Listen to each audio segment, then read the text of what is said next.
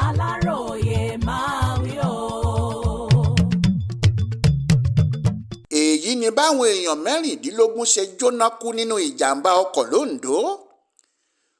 Kò dín láwọn arìnrìn-àjò mẹ́rìndínlógún tí wọ́n jóná kú nínú ìjàmbá ọkọ̀ kan tó wáyé lójú ọ̀nà márosẹ̀ Ondo sí Ọ̀rẹ́ lálẹ́ ọjọ́ Ajé Monday ọjọ́ 16 oṣù kẹjọ ọdún yìí.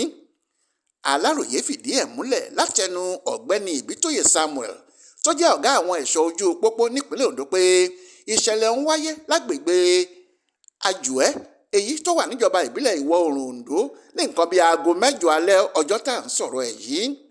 Ìbítóyè ní ìjàmbá yìí wáyé láàrin ọkọ̀ bọ́ọ̀sì akérò Toyota Hiace kan àti ọkọ̀ akóyọyọ pẹ̀lú báwọn awakọ̀ méjèèjì ṣe forí sọ ara wọn nítorí eré àsápajúdé tí wọ́n ń sá lásìkò tí wọ́n ń gbìyànjú láti ya ara wọn sílẹ̀ lọ́nà tí kò tọ́ lójú pópó.